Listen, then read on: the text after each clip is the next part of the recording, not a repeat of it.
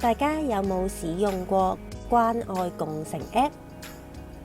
關愛共乘手機應用程式係港鐵專為長者同有需要嘅乘客而設計，有清晰易用嘅界面同各種方便使用嘅功能。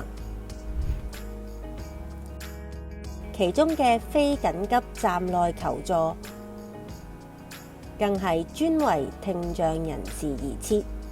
初推出時只有鰂魚涌適用，最近已加入觀塘線嘅各個車站。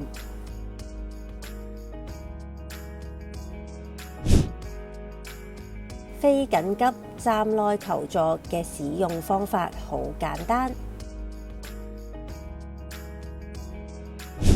首先，以手機號碼登記賬戶，並喺特殊備註中選聽力受損。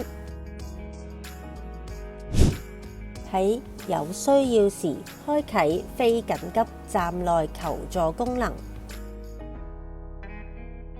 選擇所在車站，透過相片或文字選項提供確實位置，選擇需要嘅協助，確認後便可以等待站員前往或進一步與你聯絡。